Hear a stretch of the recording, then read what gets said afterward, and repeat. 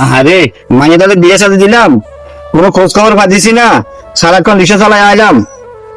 আরে কোনো খোঁজ খবর পাইন না, মায়ের বিয়ে সাথে দিছি। ছোট ভাই আমার সঙ্গে এদিকে আসো তো। কি আবার কিসে? আমার বাড়ি আমার শ্বশুর বাড়িতে যাও। হ্যাঁ দয়া যাই আর হাতা করে কওগা আমার ইফতারি ভাড়াইছে। ইফতারি আচ্ছা আমি যাইতেছি ভাই, ঠিক আছে আপনি যান বাড়ির দিকে যান, যান আমি যাইতেছি ভাই, ঠিক আছে ওকে যান। আসসালামু আলাইকুম, কি তাহলে ভালো আছেন? ওয়ালাইকুম সালাম।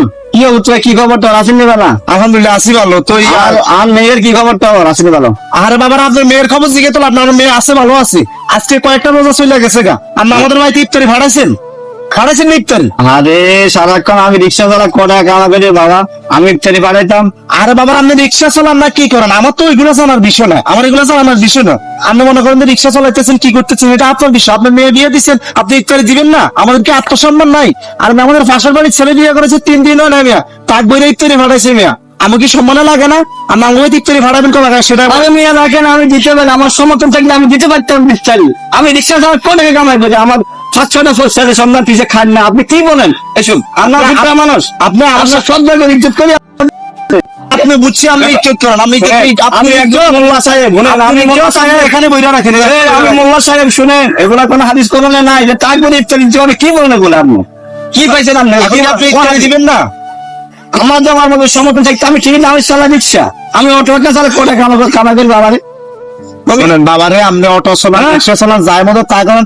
আপনি যদি ইফতারি না পাঠান, ঠিক আছে, আজকে সন্ধ্যার ভিতরে আপনার মেয়ে আপনার বাড়িতে ফাড়াই দিব। আমার বড় ভাই আমার ফাড়াইছে ইফতার ফাড়াইতে, আমি যদি ইফতার না ফাড়ান সন্ধ্যার ভিতরে আপনার মাইয়া আমার বাড়িতে না দিয়ে যাবো। থাকেন, আল্লাহ হাফেজ।